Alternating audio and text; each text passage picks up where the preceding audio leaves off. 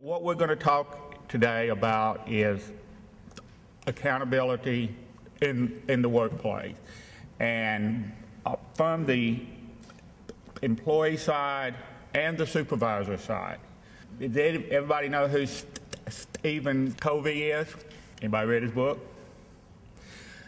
He had a thing in there that said accountability breeds responsibility. And I think that's true. And the idea is a good workplace is a workplace of accountability.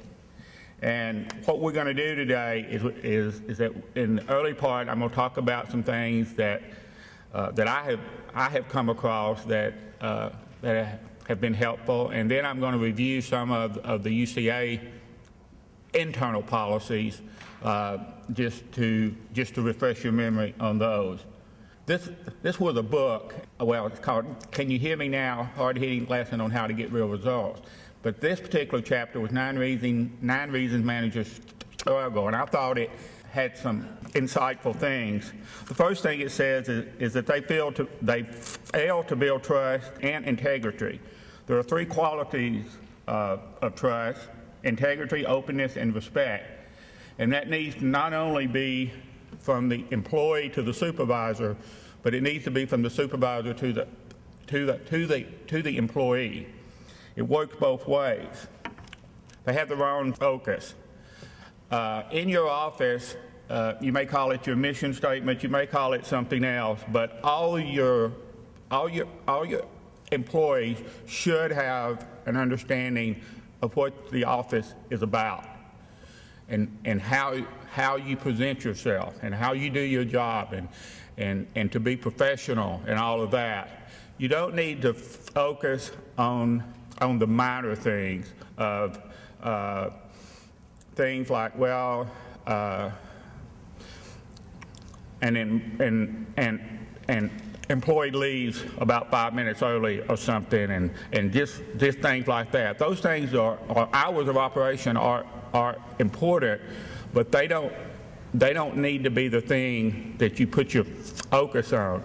If you put your focus on what your office is about and you build accountability in the office, you're not going to have those problems. Another reason supervisors struggle is they don't model or build accountability. If the supervisor doesn't act with professionalism, doesn't act with integrity, then it's hard to expect the people that you're supervising to act that way. And so that's why it's important for supervisors to set the model. Another thing is they fail to consistently reinforce what's important. And the idea behind this is you don't need to major in the minors, you need to major in the majors. You need to be consistent, and it needs to be frequent. So however you supervise, to be a good supervisor, the actions that you take in the office need to be consistent. They focus on being popular. You know, we all like to be liked, and that's just human nature. But sometimes, as a supervisor, you know, we have to set directives, and we have to ask our employees to do things that, you know, they may not like, or they may say, well, I wasn't hired to do that. You know, that other duties as assigned that's in everybody's job description. You know, that has to happen, and sometimes you may not be liked, but that shouldn't be your focus. They over-rely on consensus. When you got a group of people and you're trying to solve something, it's not always going to be that you get 100% agreement on how things need to go. If you do get 100% consensus all the time, it's probably pretty watered down.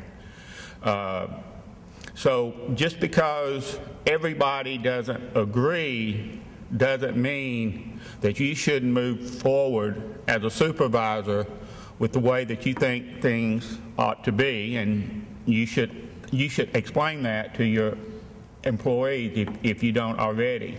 Another fault is they get caught up in self-importance. Is it about you or is it about the university? And if you keep the focus on the university and not you, then it's going to lead to breed accountability.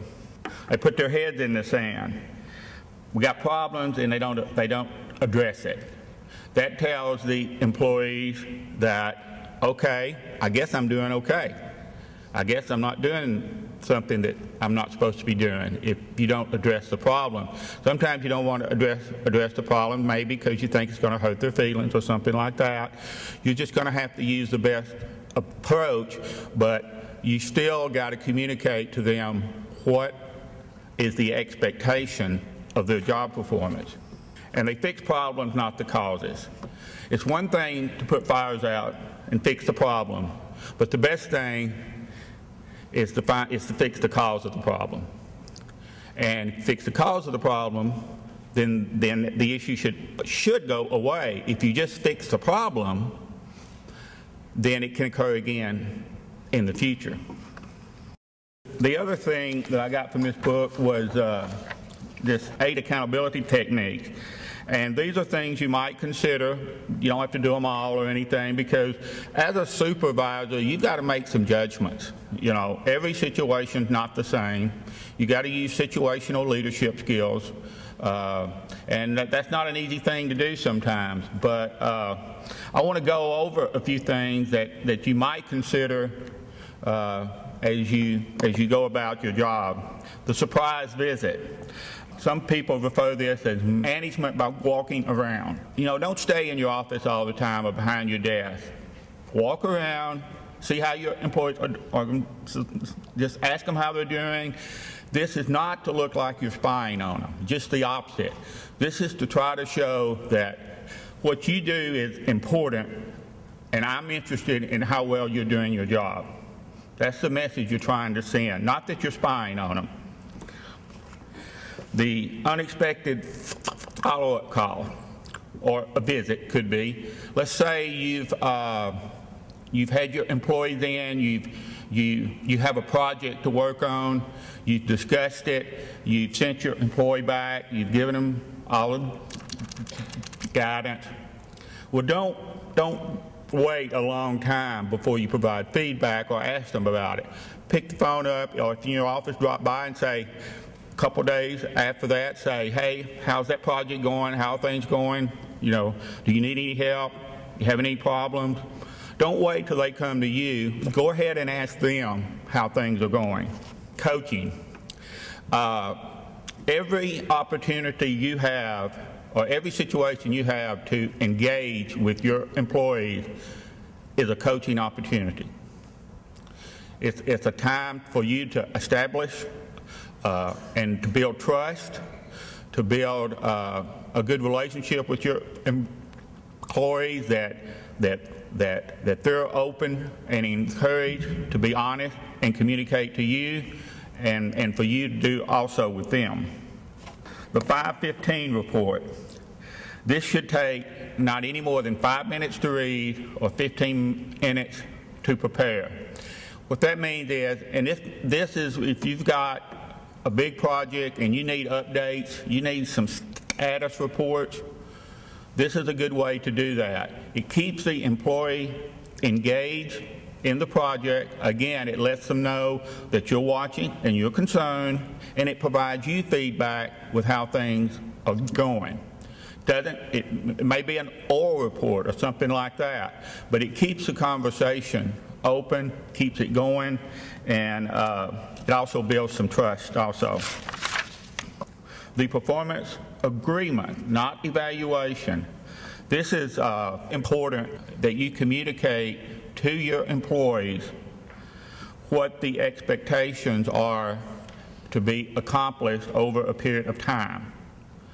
It needs to be clear, needs to be consistent, and you need to do it with all your employees, not just a few. I know a lot of departments have different. You have a department head, you have supervisors, then you have people who do not supervise. you need to treat them all the same. That if you're doing this, which I hope you are, you need to be doing it with all your people, and if you're a department head, you need to be doing it with your mid-level supervisors. The operations review.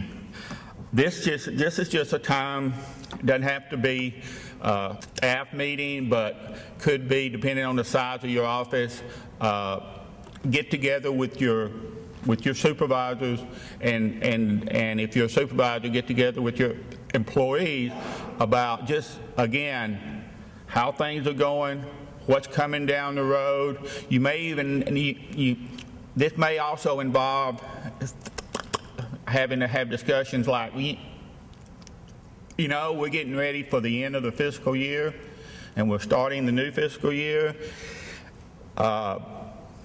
You might, if it's at all possible, I'd prefer you don't take vacation, say last week of June, first week of July. It's a busy time. Get those things out early. Don't wait till the employee comes to you and asks for time off, and then you have to tell them. If there are times, and I know a lot of you do this, but if there are times in your office that you really can't afford for people to be off, you need to be upfront on that. And the whole office needs to know. It needs to apply to everybody.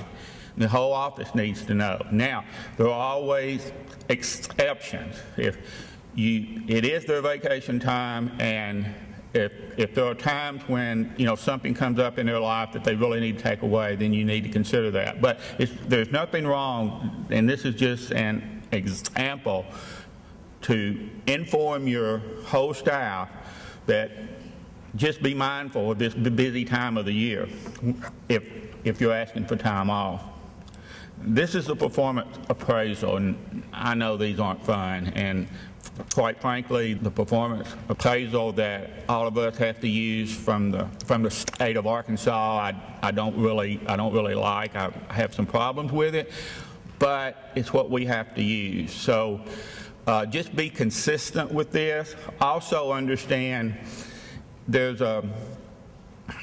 sometimes there's a tendency for the supervisor to say, you know, we don't give salary increases. We don't do this. It's a hard time right now. I'm going to give them all a high mark, even though that might not be the case. Don't do that, because if you do that, and a month later you're in a disciplinary situation, well, you got a problem. So just be honest with your employees and say, if I give you an acceptable evaluation, that's a good evaluation. That's not, just because you don't get excellent or on everything doesn't mean you're not a good employee. But just be cautious of that. The performance improvement plan, this comes out of your performance evaluation, in that if they are not performing up to expectations, you need to let them know how to get there. And you need to get them to sign off on it too, because this is something you don't want to come back a couple months afterwards in a situation where you have to take some type of disciplinary action, and the individual says, well, that's not what I heard you say. So there needs to be agreement between the supervisor and the employee, and the employee needs to sign the agreement. Okay, now we're going to talk about our policies, and we're going to talk about the probation and separation. First of all, as a state employee, we are all at-will employees. Now, it's a little different for the faculty with tenure and all that, but for us, for most of us in this room, including me, I can be let go at any time. They can say, you know, I don't like your beard, or I don't know. They wouldn't say that, but you know, I don't have to have a reason. I can be let go anytime, and it's called at-will employment, and it's an Arkansas law, and it's on our website, on our HR website. Employee resignation. we ask that employees give up to 2 weeks. We can't enforce that, but we ask for that. Once the employee does turn in a resignation, you should immediately do the PAF. There's a reason. Why is that important? Because that will trigger a lot of the exit things that have to happen. And I'll talk about those in a minute. But the employee should also contact our office to ensure that they understand what their benefit rights are, maybe through COBRA or something like that. Maybe they qualify for retiree benefits. It could be a number of things. But by the way, all of this that I'm going to be talking about is in your staff handbook. Employees who do not report to work for 3 consecutive days or do not call to report they're absent and request the appropriate time off for 3 consecutive days have been considered to have abandoned their job, and they can be terminated. Involuntary termination. Beyond financial shortfalls, reorganization of departments, phase out of services, or other administrative and or financial changes that may impact employment, an employee may be dismissed from the university for unsatisfactory performance or for misconduct. The unsatisfactory performance should take place through what's called progressive discipline. To initiate that, and again, this is in the staff handbook, the first thing you need to do is to sit down with the employee and discuss the performance. You need to let them know you can do this in the beginning in an oral conversation. However, once you finish the meeting, you need to write what was discussed, what was agreed upon, and get the employee to sign it. Again, you don't want to come back 5 days, a month later, and the employee say, that's not what I heard. Be clear that it's heard. At this time, this particular letter or this particular piece of documentation does not have to come to HR. You can keep that. After that meeting, if performance does not improve, and you need to establish what the timeline is. For example, you need to say, we expect these things, we expect your performance to improve, and we'll get back together in 2 weeks, week. You'll have to use your judgment call on that. Should performance not improve or other performance issues develop, a written warning will be provided to the employee by the supervisor. The written warning will contain specific performance issues, the timetables, and the consequences of continued underperforming. Copies of this warning should be placed on file in the department office and in the HR office. At the time of the written warning, the employee will be placed on up to 90-day probation, during which time the employee will be evaluated in writing no less than every 2 weeks. At any time during the 90-day probation, the employment may be terminated for unsatisfactory performance. Now, it's been my experience, not a lot, but sometimes we've had folks that have read this and have said, it is a 90-day probation. It is up to 90 days. Nobody, I really don't think any unusual circumstances should an employee probation period last for 3 months. If it's not getting better, if it's not showing improvement, then they either should have improved, been removed from probation, or if their performance is still declining, it shouldn't take up to 90 days. Now, there may be some exceptions, but you have up to 90 days, not the full 90 days. All correspondence must be filed in the department office and in our office, in the HR office. Employees who are on a disciplinary probation are not eligible for promotional opportunities, and performance evaluations during the probationary period will be delayed until the end of the probation. And I'm talking about the standard annual performance evaluation, because right now you're focusing on the probationary issues, and you don't want to bring the overall performance evaluation in during that time, because right now you're just dealing with the probationary issues. Next one we have misconduct. The procedures for involuntary termination due to unsatisfactory performance referenced above do not apply to cases involving dismissal due to misconduct. Misconduct includes, but not limited to, dishonesty, theft, assault and battery, communication of a threat to commit a battery, insubordination, excessive absences, violation of university policies, or other conduct reflecting unfavorably upon the reputation of the university or disruption of university business. In these cases, employment may be terminated immediately.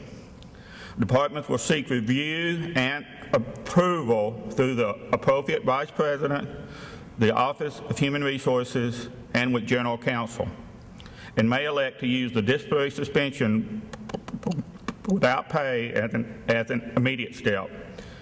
In either case, the employee will receive formal written notice of the suspension or the termination. There's one thing to remember here is that you should not ever terminate an employee without going through our office and through the General Counsel's office. You must go through those two offices first. If it's an on-the-job performance issue that happened at that time, and let's say alcohol or drug related, and the individual is impaired and is obviously causing, or there's a theft or something, even those, you can call the employee in, you can make a phone call to our office, call it to General Counsel. You can handle it that day or handle it very soon, but you still must go through these two steps. This is to ensure that this is to protect the supervisor and the department head initiating the action. A terminated employee must return any university property in his or her possession. If an employee comes to you and resigns, or if you let someone go, you must collect their ID, and at this time you need to collect the keys. The university is now revising the key policy. There may be some changes to that procedure about who collects the keys. We're still having that discussion. So that will be coming out probably in the next couple of weeks maybe, once we finalize that. But just make sure that anything they have that belongs to the university is brought to the supervisor or to the department head. We talked about COBRA earlier. Anyone that has health insurance, that has dental insurance, or is on the cafeteria or the Section 125 plan are eligible to continue those through COBRA. It's expensive, but it is their call. In the majority of cases, they can carry it up to 18 months. There's some cases where they can carry it up to 36 months. They can cancel at any time, but that doesn't have to be explained by anybody here. They can come to our office to get that information. Okay, separation and the university grievance policy. The board policy has changed and the grievance policy has been changed. You can't grieve a termination. That was in the handbook before. and it shouldn't have been, because I go back to where I started this. We're at will employment. So you can't grieve a termination. Now, that doesn't mean you can't go hire an attorney or go to the claims commission. There's other outlets for that, but it cannot be brought before the grievance committee. And we've had that occur a few times, and we weren't following Arkansas law, so that's why it got changed. On the grievances, you just need to follow these steps. If an employee does feel like they have a grievable issue, maybe they feel like they're being assigned to do things that other people in the office aren't assigned to do, and they're at the same position, or it could be a lot of things, but there's a process for that. During the time of the grievance, while the grievance is in force, you can't take action to dismiss the employee unless they do something that it would involve immediate termination. But ordinarily during the grievance process it's not a good time to try to let someone go. And because they file a grievance, that should not be used against them in the future, whether the outcome is in the favor of the employee or the supervisor. Now, we have changed the grievance policy on our campus, and we've tightened the timelines. Quite frankly, they took too long. And then timelines weren't honored at some times. But we're gonna have a focus on this. Now, before I get to this, a lot of you probably have heard that as a result of the HLC report, we're going to be creating a separate type of office on campus. I don't know if it'll be, I don't know what it's going to be, but it's going to handle diversity issues, it's going to handle affirmative action issues, and that, however that is going to end up being, will be involved in this process. So it just, and that's where it should be, or that area needs to be involved. Before we get there, that function was handled by the chief of staff position, and I've been handling it on an interim basis. And but once we get that organization up and running, and however that looks, then this will probably be incorporated, and that office will have involvement in the grievance process. Okay, the checklist. This is not the only thing, but equipment, ID card, keys, have the library books, we have the parking decal, and of course we have the travel cards, and maybe your P card and all of that. This is very important. We've gotten some publicity over keys, and we have a lot of keys on campus, and then we have buildings that are accessed through your ID card. And it is a difficult thing to get your arms around in an organization our size. However, we are trying to develop a better comprehensive key policy that will contain instructions for employees who do exit the university. But the two important things are the ID card and the keys. The things with the library book, if they owe Airmark, if they owe for parking tickets or any kind of ticket through the police department, that's handled internally. When the PAF comes through, an email automatically goes out to the employee, to the supervisor, and it will say that their last check may contain deductions if they owe any of this. So the responsibility of getting the money or handling that is not yours. That's going to be handled electronically. But the keys and the ID card are right now your two primary responsibilities. and say they give a 2-week notice, and they need their keys and their ID card for that 2 weeks, that's fine. But as a supervisor, that ultimately will be the responsibility of you to make sure that it's collected. Because the employee, you know, we used to have this exit thing where the employee just went around department to department. There is no motivation on the employee who is leaving to do that. None. Huh? We can't hold their paycheck. We can hold their vacation check, but everybody doesn't get a vacation check. Under the Banner system, as we found out this week, there's some things we would like for it to do that it doesn't allow us to do, and that would be an option, and that is an option at other places. Unfortunately, we have checked into that, and the thing we can do is hold the vacation check, and we will probably end up setting that up, but that won't be 100% accurate in that. But let's wait. You know, again, there's going to be a new key policy. It will be distributed to the entire campus, and you know we'll handle that going forward. But these are just some things, but that's not everything. Well, I know a lot of this, again, that I've talked about today are things you've heard and everything.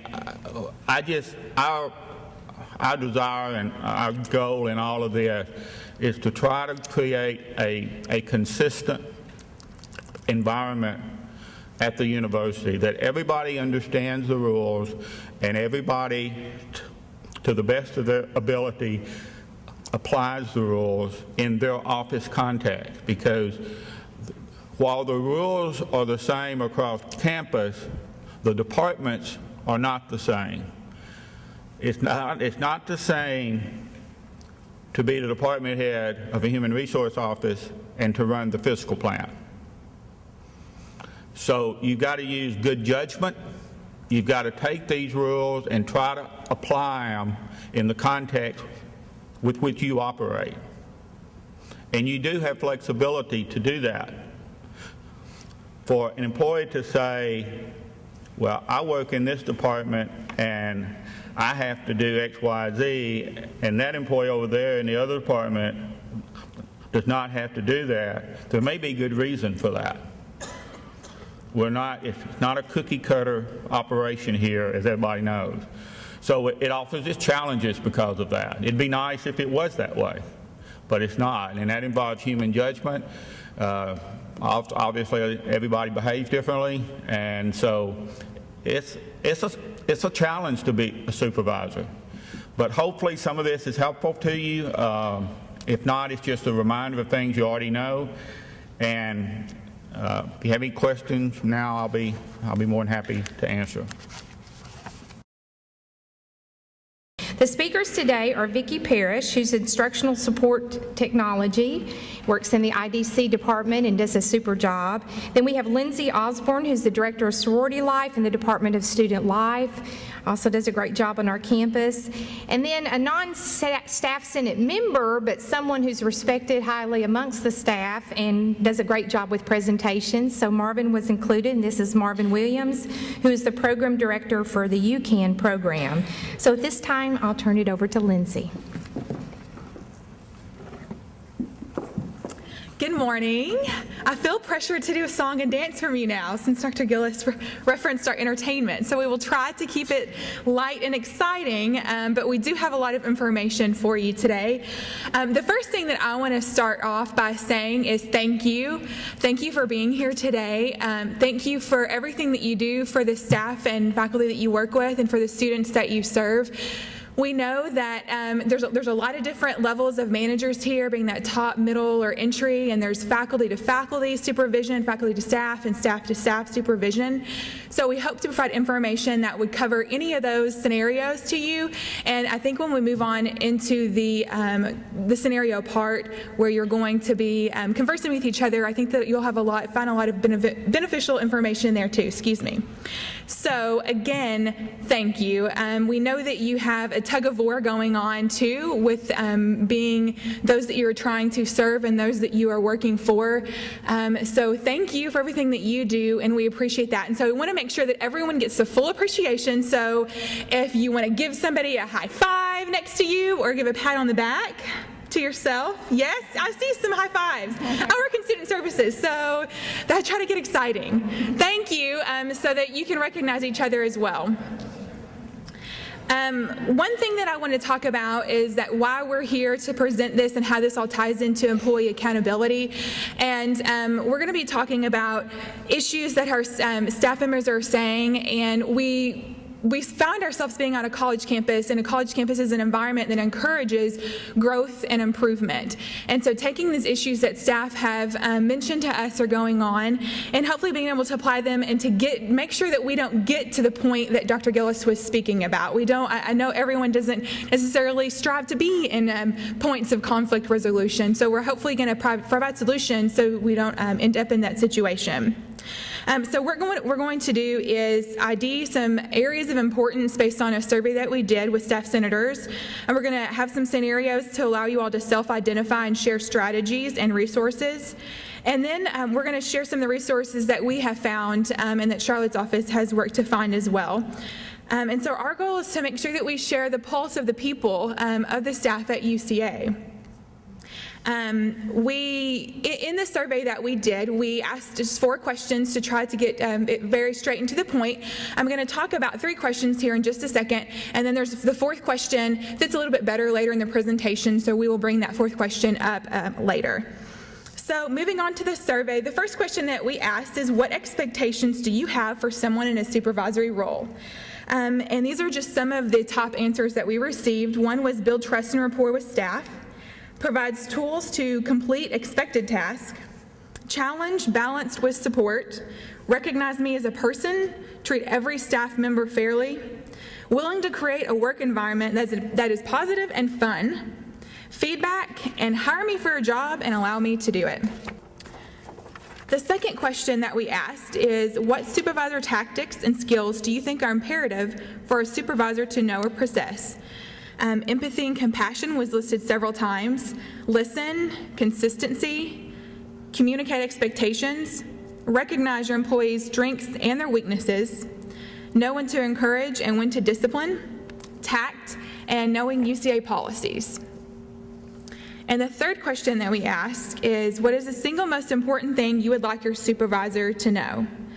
1, I'm worth more than I'm paid, and I think that everyone here probably agrees with that, for yourself included. Know and acknowledge that I'm also very busy, and when we're all busy, it's nice to feel like you are in it together. Realize that people spend a large portion of their lives at work, and as a supervisor's imperative to try and make sure that that part of my life is an enjoyable experience. Model the behavior you expect of me. Self-reflect often. Thank you for letting my department do our work. So this person had a lot of positive things to say. Be the type of supervisor your employees long for, not the kind that causes your staff to count down to your retirement. Don't be afraid to show that you are human too. And the last statement was, are you the type of supervisor you want to have? So from the feedback from that survey, we identified 6 areas or themes of importance to concentrate on when talking about supervisory skills. And those are workplace fairness, feedback, bullying, morale boosters, micromanaging, and workplace culture. So I'm now going to turn it over to Vicki, and she's going to talk about how we're going to go through this scenario portion. We're going to spend a little bit of time with you guys sharing with each other how to improve in these areas of importance. And so at this time, I want you to kind of look around you and divide into small groups. You're kind of grouped, it looks like, pretty well together. Divide into small groups of 3, 4, 5 people. And you should have gotten a blue handout, I believe it is, that has 6 cases on it. And what we're going to do is, in your group, I want you to look at as many cases as you can and read the case together, talk about it, discuss, and really tear it apart and get in there and figure out what the core issue is and how you would handle it as a supervisor. What we're going to do now is go through each case and share a little bit from your conversations on each one. So I'm just going to open up the floor for the first case about Jacob.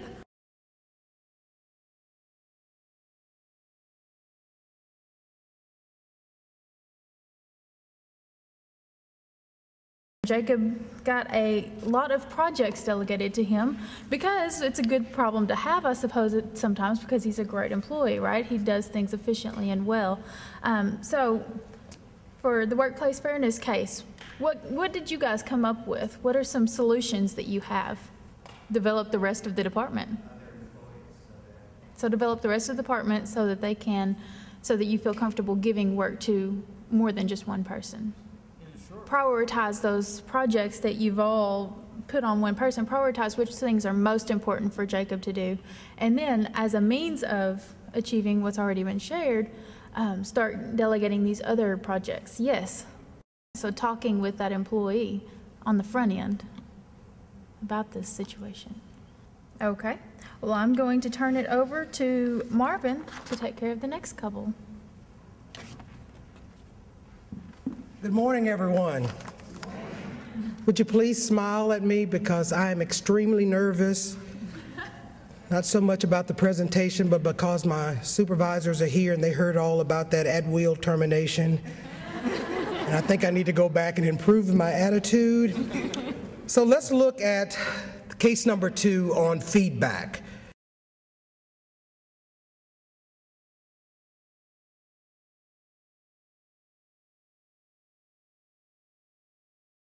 I thought about a feedback Friday hour, since Fridays sometimes are a little bit lax in the office and we can wear jeans sometime, but to designate an hour in the office on Friday that if employees come in during that time, and it's an informal time that they can just come in and share or receive feedback about something that concerns them. So you nailed that. Team meetings again so that there's a collaboration. Well, on page 3 of your handouts, you'll have some more solutions and practical applications and about feedback that you can take with you. We all know that it is very important for there to be an open line of communication, conversation, dialogue between the supervisor and the employee. And when I think of those words, communication, conversation, dialogue, I think of a two-way street. Input, output, giving, receiving, listening and sharing, many of the things that you've already touched on. And that takes work, and a level of comfort must be established between the employee and the supervisor in order for that type of dialogue to occur. Now, can any of you remember working for someone that you did not feel quite comfortable giving feedback or receiving feedback from? Have you ever worked for somebody like that? Where you didn't feel quite comfortable expressing concerns. So whether feedback is formally or informally, or is given directly or indirectly, written, or it's oral, it is vitally important in the workplace. How else will the employee know if he or she is meeting the expectations that you've already articulated, hopefully, unless there's some type of feedback? And how else can they gauge their progress? I think those conversations and that type of feedback are welcomed by most employees, especially when the expectations are clearly articulated in the beginning and when they're not only expressed when expectations are not met. Lindsay is going to be talking about recognition in a little bit, and who doesn't want to hear when they're on the right track or when they're doing a good job or when they've done something that has been noticed or they're doing an exceptional job. But you know who is often overlooked? The employee who makes the job look easy, if that makes any sense. They don't have to be reminded, they don't have to be shadowed, they don't have to be micromanaged because they just do the job. The program, the task, the system, whatever that responsibility is, the process that they're responsible for, that you don't have to worry about, that is getting done automatically, doesn't get done by itself. And so there is an efficient, competent employee there that is taking that responsibility seriously, and they're getting the job done. And it is so easy to take that type of employee for granted. And do you really want to praise that type of employee once a year during a performance evaluation? Even you as supervisors here who report to somebody else, do you only want to have a pat on the back once a year doing a performance evaluation? If you are doing well, it would just be nice to hear it more than annually. And if you're not meeting some type of expectation, would it not be nice to hear it or know about it before performance evaluation time, when you have time to actually work on it and to make some progress before something is put in your permanent file?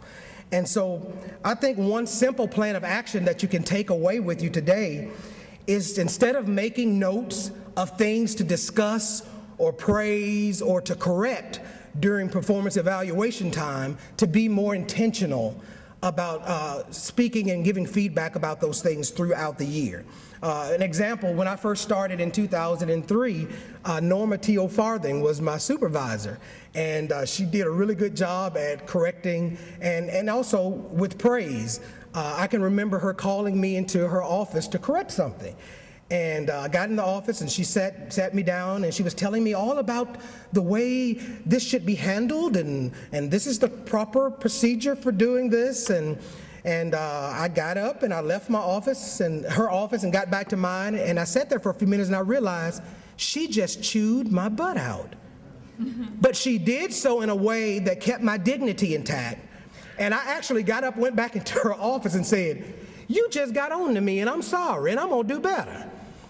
But she did it in a way that she corrected me in a manner that kept my dignity intact and gave me an opportunity to grow and to correct that before performance evaluation time. And likewise, there was nothing, if you did an exceptional job or did great on a presentation, for you to come into your office the next morning and there would be a certificate on your computer screen saying, "Job well done, take an extended lunch break," or something like that. So it is so important for that type of feedback to be given. One last thing before we move on to the next scenario, let's flip the script for a minute. Why do we conduct performance evaluations for our employees? It's to give honest feedback on their performance, their professionalism, their attitude, how they relate to each other. Are they a team player? To hold them accountable for the expectations of the job, to provide them the opportunity for growth and development and improvement, right? Well, let's end this segment with this question that can really serve as a challenge for yourself and a way for you to know the pulse of your people. Do you want the same thing you say you want from your staff? And what I mean by that, do you want to be given honest feedback so that you can grow, so that you can develop, so that you can improve? Feedback on your performance as a leader, your attitude, your professionalism, to know if your employees see you as a team player, someone who leads by example.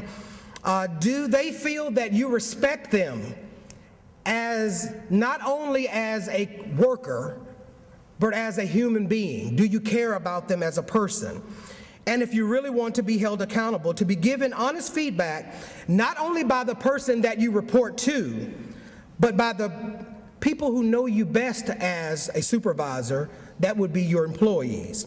And this could be one way to do it. In your handout, the yellow handout, the very first sheet, is an employee evaluation of supervision. And I know some of you are looking at me, you're like, "Are you crazy?" Yes, there are actually offices and businesses and companies who have the opportunity to give their supervisors, and the supervisors want feedback on how they're doing. Now, I would recommend you do it anonymously. You know, there's all kinds of technology out there now, SurveyMonkey, where you can send out a survey to your employees and allow them the opportunity to give some anonymous feedback without the fear of being retaliated against, and this would also allow them the opportunity to be honest. But also, this is a way that one of the survey results was so that you can self-reflect often. as the survey suggested, and to start reconstruction so that you can turn that one-way street into a two-way street where there is true dialogue, true communication, and true conversation, giving, receiving, input, output. So let's move on to case number 3 on bullying.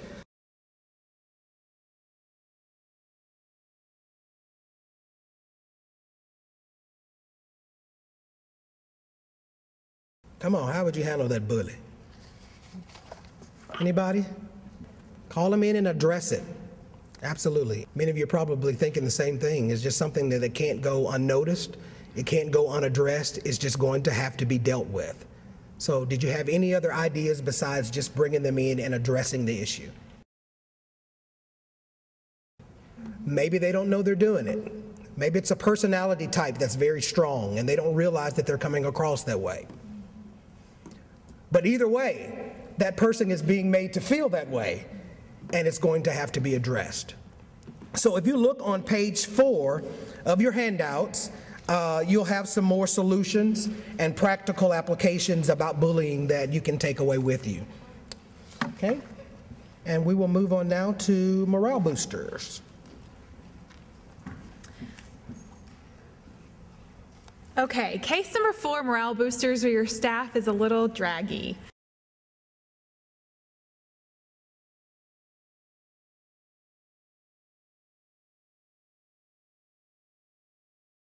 What things do you all do in your office? Recognize individual and office celebrations and accomplishments, perks. Yes. Something else that Marvin talked about is just feedback. I think feedback in general, both ways being a two-way street, is something that really can boost the morale of your office as well. Earlier in the presentation, I talked about a 4th question that we asked, and it has to do with morale in the office. So I just want to share some of those responses. The question we asked was, what morale boosters does your supervisor or any other supervisors that you know use to increase office camaraderie and or express appreciation to you or other colleagues? What ideas would you give to supervisors? And so here are some of the feedback responses that we received. Lunches outside of campus. Recognition, whether it be through a note or personal or a public recognition at a staff meeting. A special dessert or food in conjunction with a staff meeting. Food, I think, is always a happy place for a lot of people, whether it be a small snack or a dessert. Celebrating our victories in the department together. Encourage to take an hour of comp time or vacation time when you know that employee has been working a lot lately. Potlucks. Being understanding and kind. Professional development opportunities. And allowing staff to contribute to the direction and the vision and the policies and procedures of the office. So making sure that they all are contributing to the shared vision. So one example that I read about that I want to share with you is just an analogy that I found in Monday Morning Leadership by David Cottrell. And this is talked about in your white handout on page 5. And he talks about the buckets of motivation, and that everyone has a bucket of motivation, and your bucket can be filled to overflowing, like the one on the left, which is the one that I want to be, and I'm sure everyone wants to be, is that bucket. Or it can be empty and desperately need filling, and it can have leaks and lose motivation as fast as you try to motivate as your supervisor. And also in the illustration, he talks that everyone has a dipper. In fact, some people really have really big, long dippers that they really enjoy dipping out of other people's buckets of motivation. Everyone know that person? Yes, I'm sure everyone does. And those dippers represent the cynicism, the negativism, confusion, stress, doubt, fear, anxiety, and any other thing that can drain someone's desire and motivation in the office. So in this analogy, he speaks that as a supervisor, that you are responsible for making sure everyone's bucket is filled in their work life. And that you are the chief bucket filler. And he gives 4 strategies to make sure that everyone's bucket looks like the really happy, smiley bucket. And the first thing is that he says a full bucket requires knowing what the main things are that are important to doing a good job. So what's the focus of your office? What are the expectations you have? Everyone being on the same page and understanding what is the purpose of our office. And focus and direction can fill the buckets, and confusion and inconsistency can lead to leaks in the bucket.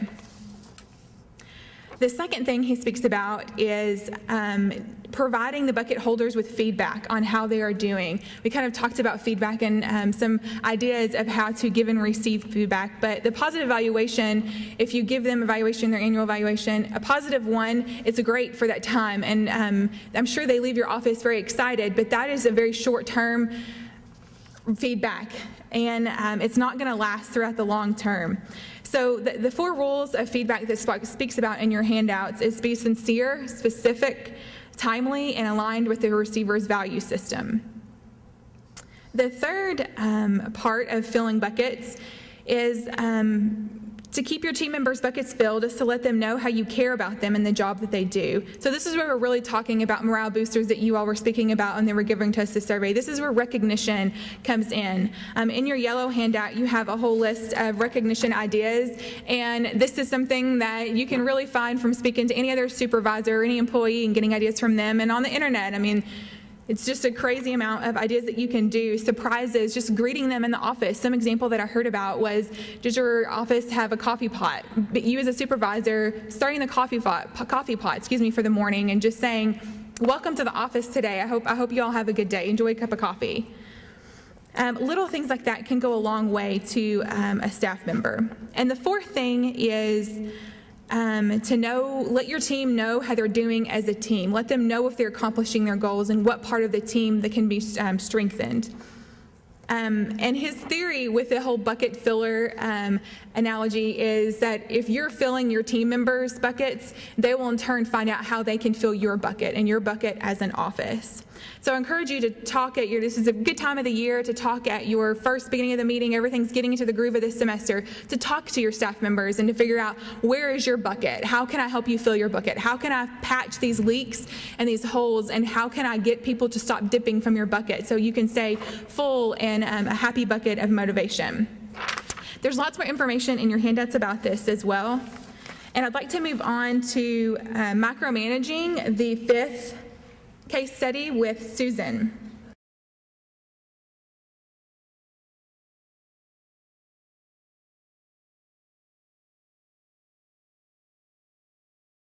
So how would we resolve the situation as a supervisor with micromanaging? Setting expectations at the beginning when you're delegating that task out, and understanding that there are various ways to get to the end goal of any project or task. One thing that was mentioned at this same program in December was the 5:15 rule that Graham spoke about. Having the scheduled time that when you're delegating, which is a big part of micromanaging, is delegating those tasks out, that you have that scheduled time to meet with them, to get feedback and to check in with them on the project that you have delegated out to them, and to give them more instruction if needed. And another way to prevent micromanaging is just to identify the controlling behaviors.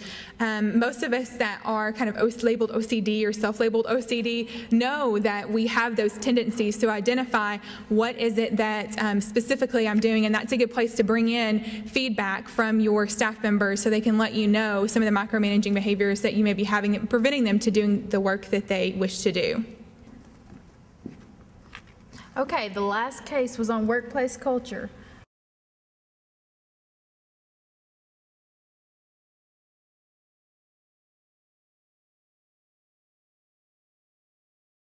A lot of this case was all about expectations, right?